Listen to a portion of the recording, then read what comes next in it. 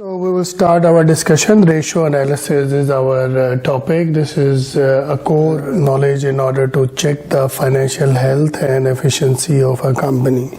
We will discuss what are the quality of the ratio as an analysis. Then we'll see liquidity ratios, profitability ratios, factors that affect profitability, solvency, leverage. We'll see what are the common size financial statements, and then we'll see the effects of off-balance sheet financing. This is I will explain shortly.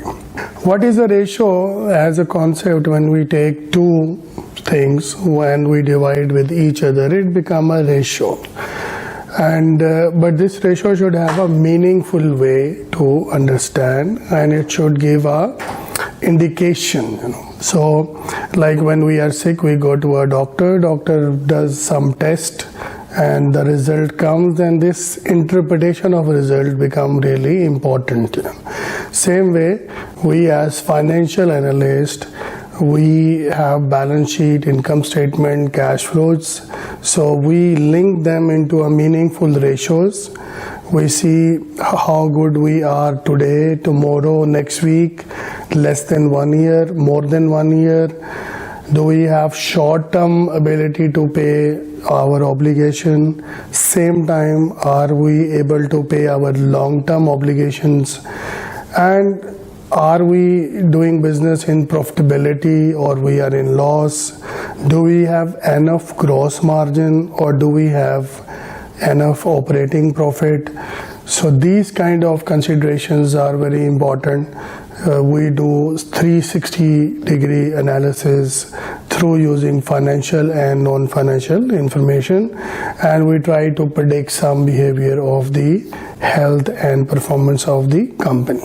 So he says that ratio analysis is very useful for analyzing the financial performance. Sometimes alone, even most of the time, alone ratio will not tell you anything. So you should have benchmarks, standards, industry standards, and then you might know your competitor ratios also, so you can get inspiration or a trend. So it will help you to boost up your strategies in terms of your financial health and adequacy.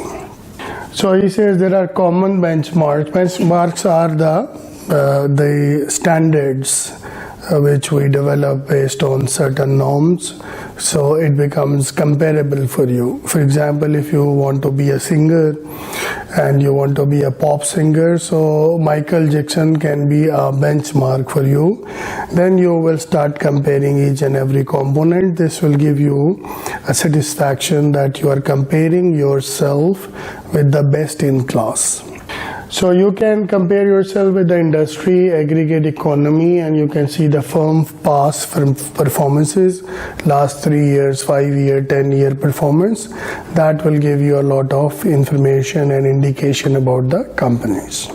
Starting with the first ratio is liquidity ratio. Maybe you have a very good home, you have very good cars, you have very good long-term assets, but today you don't have money to put fuel into your car. So all that you have long-term assets, you are today feeling handicapped. You are stuck, if you don't fuel your car, how you will move, You have a very good mobile, but you don't have money, small money to pay your mobile bill, so your mobile will not work. So it indicates that we as a company should have enough cash with us, which should not stop our day-to-day operations. So this we get through a liquidity ratios. Liquidity is the ability to pay your short-term obligations. So all companies at every time should have a liquidity, ability to pay their short-term obligations.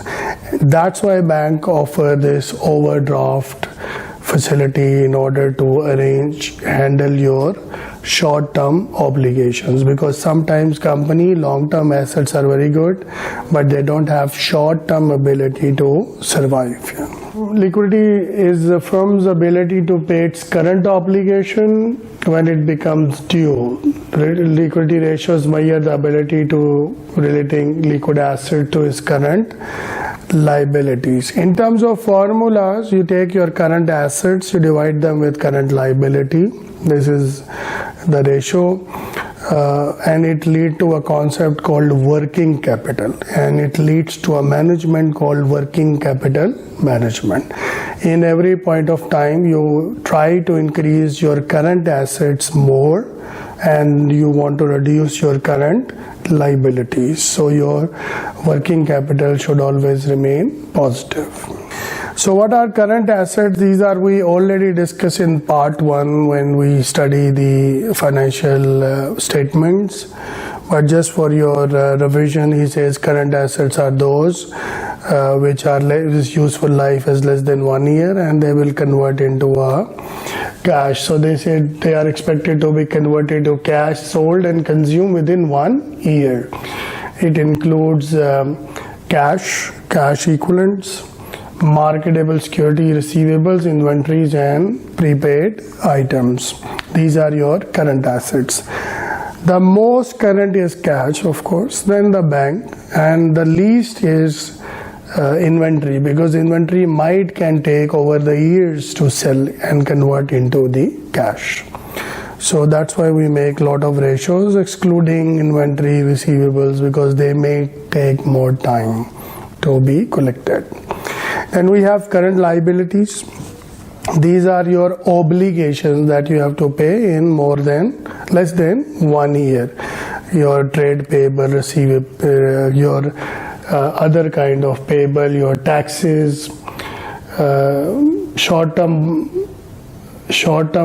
current portion of long-term debts, unearned revenue, tax payable, wages payable, and any kind of other payable, expense payables that you have to settle in less than 1 year time.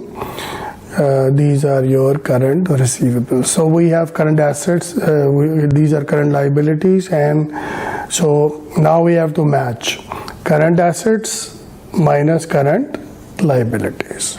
Ideally, assets should be more than your liabilities.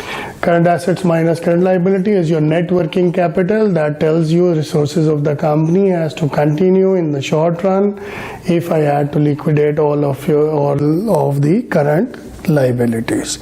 So he took the example, current year it is this much and prior year it is this much. So current asset working capital has increased over the period of time. If we take the same current assets, we divide with current liability, it will become a liquidity ratio. We will call it as current ratio or working capital ratio.